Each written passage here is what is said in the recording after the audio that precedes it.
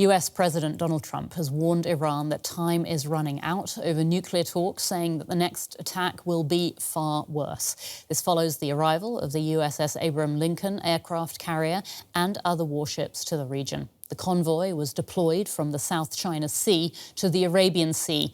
Fighter jets are positioned in the region as well. Trump also announced that another US military fleet is on its way to Iran. There's another beautiful armada floating beautifully toward Iran right now.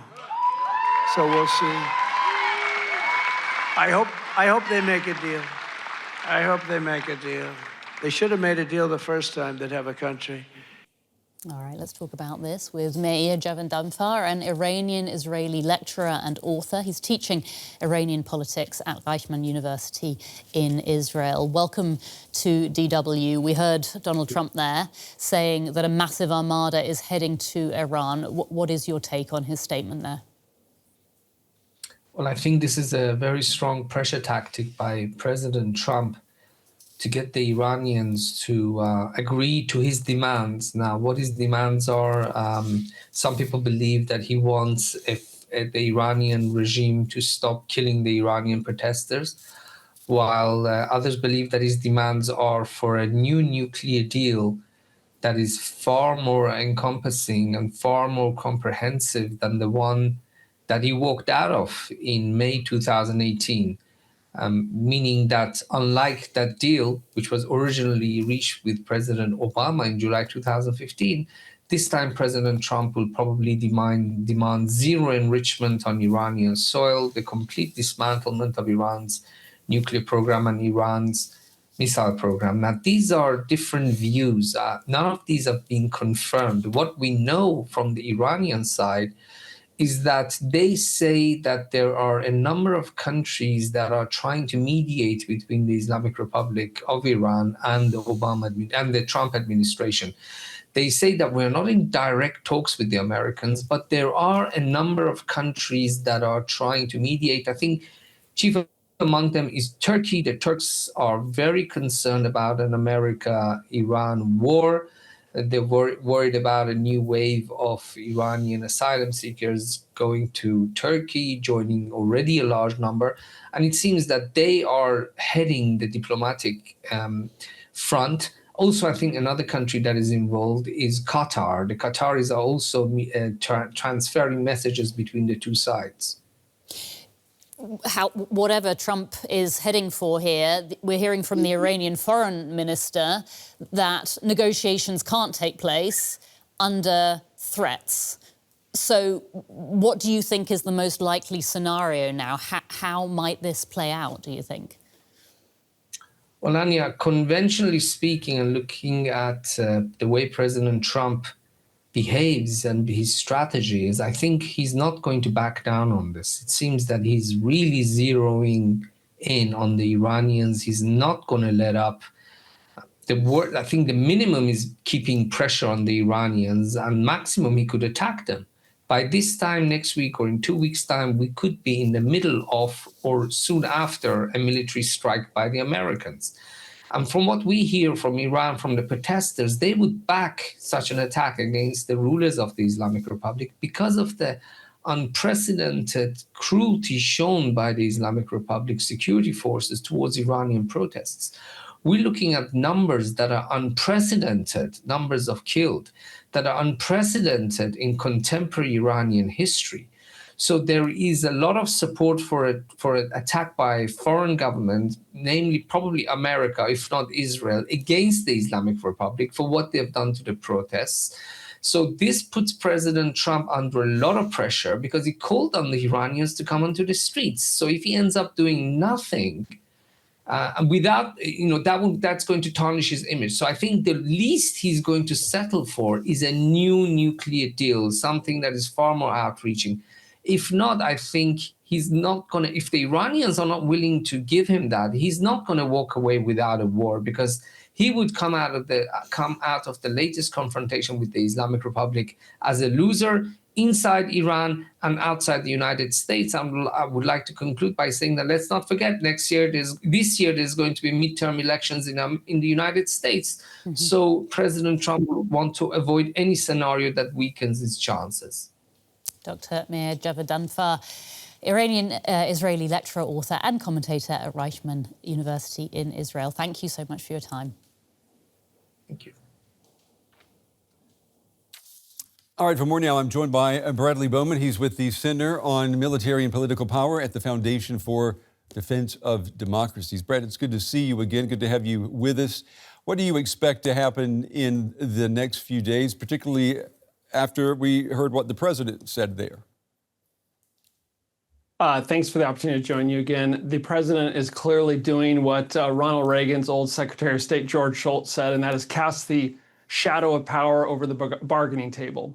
And my goodness, what a shadow of power this is. This is the Abraham Carrier Strike Group, which has dozens of fighter jets, F-35s and F-18s, electronic warfare aircraft, helicopters, accompanied by a few destroyers, some destroyers already in the region, in addition to U.S. Air Force aircraft, including F-15s. This is an extraordinary array of combat power. President Trump is clearly trying to use that combat power to get the regime in Iran to come in good faith to the negotiating table. The problem is the negotiating table is where the regime, in my view, has been the strongest, and Washington has been the weakest, and America has been most likely to be duped. On his Truth Social platform, the president posted, and earlier today, a massive armada is heading to Iran. And further on, he says it's like with Venezuela. It is ready, willing, and able to rapidly fulfill its mission with speed and violence if necessary. So, Brad, when you see that posted by the president, I mean, what do you think is the likelihood that we're going to see something happen in Iran, in Tehran, similar to what we saw in Caracas, Venezuela, with Nicolas Maduro? Well, obviously, military as your question implies, military operations against Iran would be quite different than what we saw in Venezuela, which was extraordinary but unique, but unlike what we'd see in Iran. There's important context here. The context is that the president warned the regime not to hurt the protesters. Mm-hmm. And then the regime proceeded to murder/kill thousands of protesters. So they heard the president's red line and warning, they shrugged, and they proceeded to blow him off. I've been doing this U.S. foreign policy thing for a while, and I advise against red lines and warnings as a general rule, because if you don't back them up, you hurt your own credibility and you start to get more bad behavior that requires action. So the president has issued the red line, not a bad red line. Don't hurt the innocent protesters who simply want a government that stops murdering them. But now that he's issued it, he better back it up. He better back it up in some form. And so I think he's going to feel both policy and political pressure to make sure that he's not viewed as all talk. Yeah, and I'm sure, Brad, that his advisors must be telling him, you don't want to be another Jimmy Carter. We know what happened with President Carter when he sent helicopters in to rescue the American hostages in Iran. It was a disaster. He doesn't want that to happen on his watch, does he? He doesn't, but the comparison breaks down a little bit because the U.S. military is far more capable and ready now than it was during that period because of, the Reagan buildup and defense spending, and that was on full display in Venezuela. No other military could have done that, and no other military in the world can do what we're currently assembling in the Middle East. That doesn't mean things can go wrong, won't go wrong, and do go wrong, but the Carter analogies break down a little bit. In short here, let's remember, it's not just about Iran's nuclear program. We don't want the world's worst state sponsor of terrorism to acquire the most dangerous weapon, of course, but that's not enough. We also need them to end their systematic support for terrorism as the leading source of terrorism in the Middle East and leading state sponsor of terrorism. And we need to address their ballistic missile program.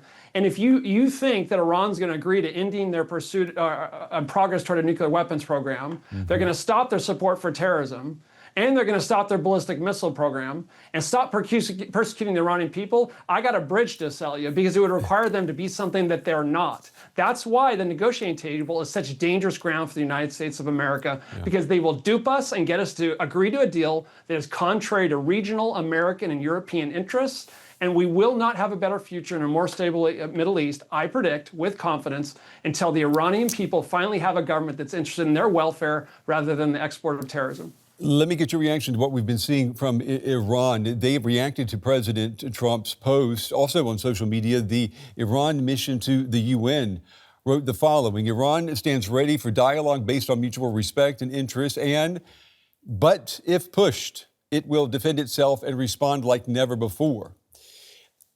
Brett, what options, if any, does the regime in Tehran have? The regime has options, most of which they did not exercise during the 12-day war for a variety of reasons we can talk about. They launched roughly a dozen missiles at Al-Udeid, our base in Qatar, which we shot down. But nonetheless, they were trying to kill people there. They have a degraded terror proxy network. Hezbollah is degraded. Hamas is degraded, but you got the militias in Iraq, you got the Houthis in Yemen.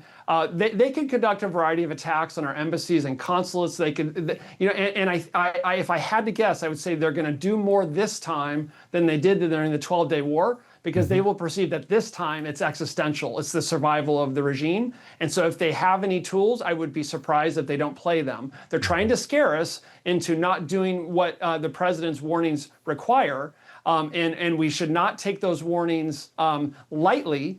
That's why the Pentagon has been wise to be sending in all kinds of air and missile defense systems. Prudence requires us to expect that a lot of our bases would come under attack. Possibly we want to be prepared, but the president should be making clear that if you do that, it's going to be even worse for you, and they will only respect and fear strength. And if they think we're all talk, we're simply going to get more aggression. All right, clear analysis tonight from Brad Bowman. Brad, as always, we appreciate your time and your insights. Thank you.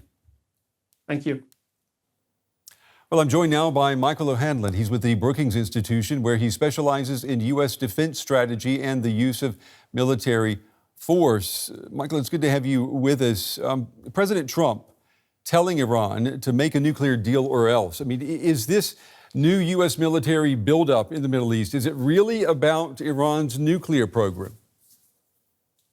Greetings. Well, it is starting to feel that way, because after the previous discussion about whether military force could be employed to prevent Iran from massacring its own citizens, and specifically perhaps even hanging a lot of them, something that I think really repulsed President Trump, and rightly so.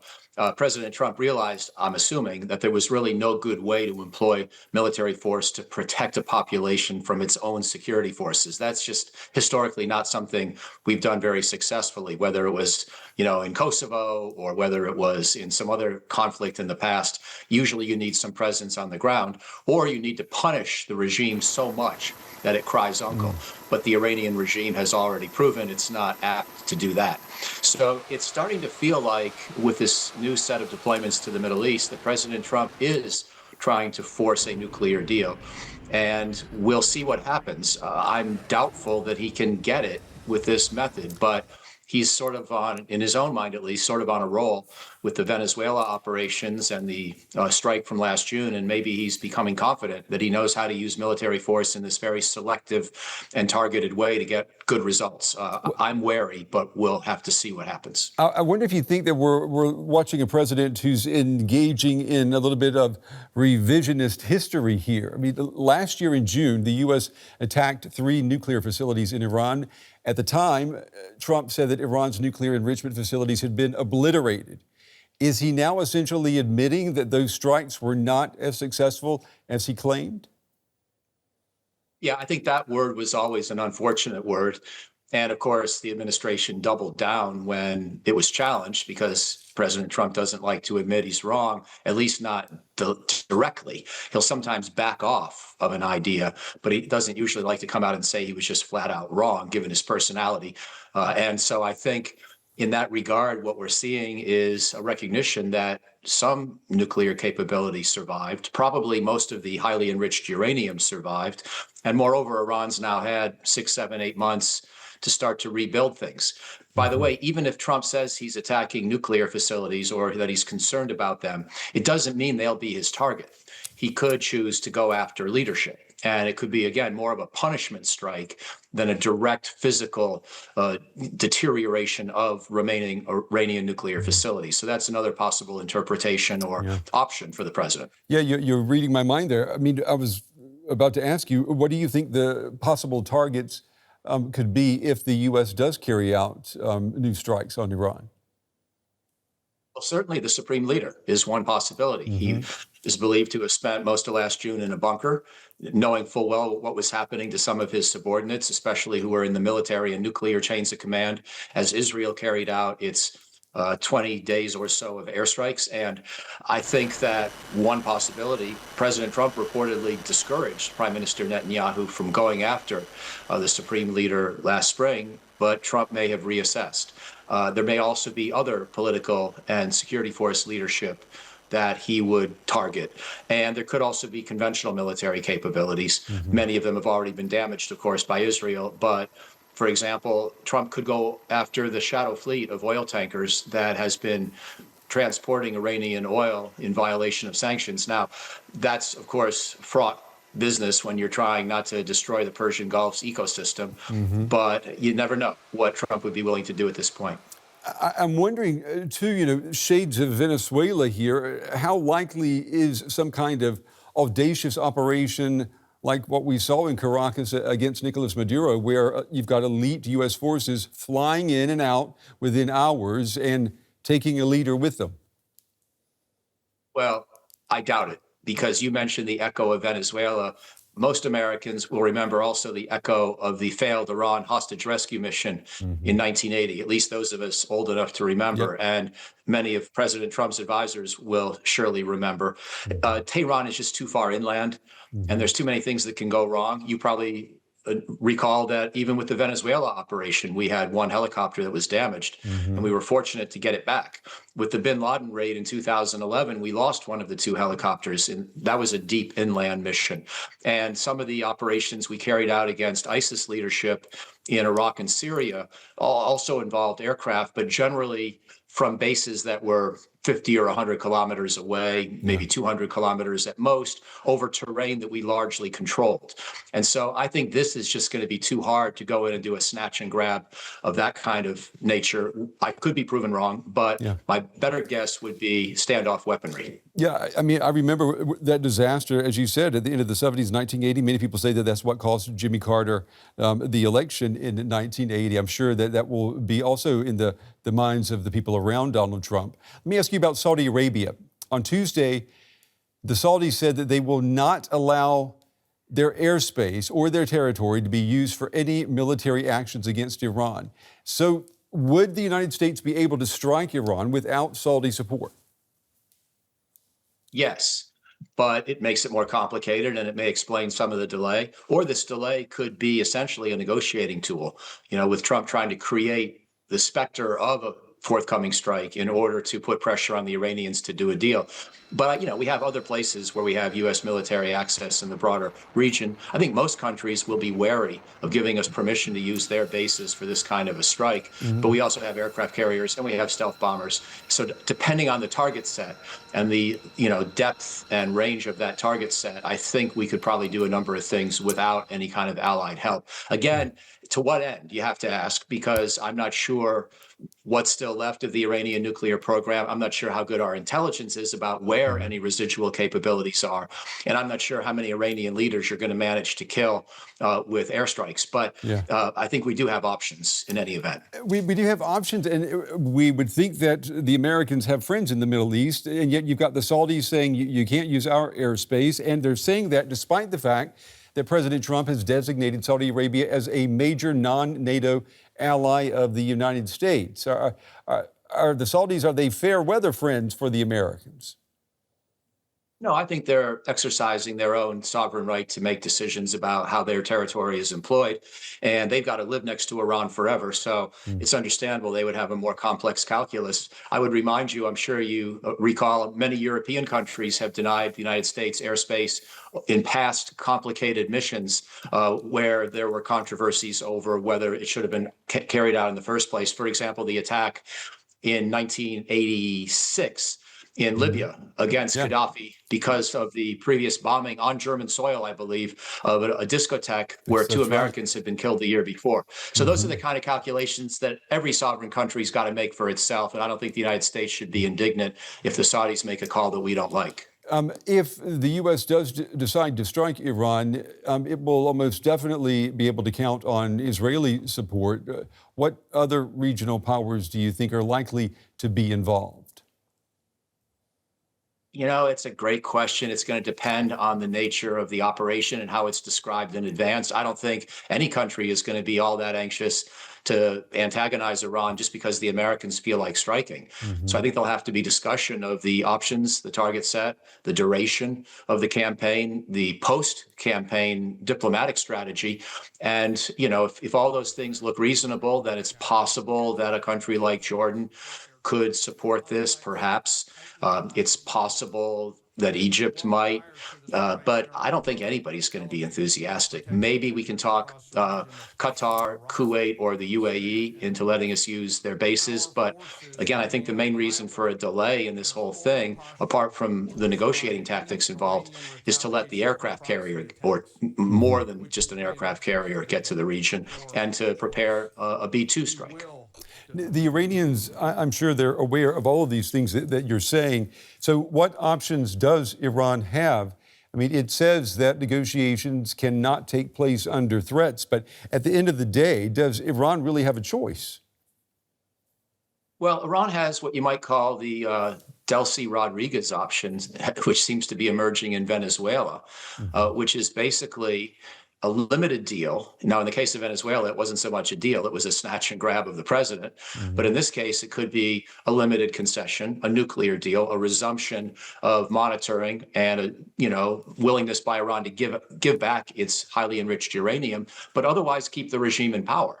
I think President Trump has demonstrated he doesn't have the messianic or big picture goals of George W. Bush on bringing democracy to Venezuela or Iran or necessarily any place else. He wants to do specific deals on specific issues that concern him most. So the Iranians could agree to put their nuclear program back in a box and then see sanctions lifted and have the regime endure. That would be, if I were an Iranian leader, a pretty good deal at this point. And I would hope they would consider it.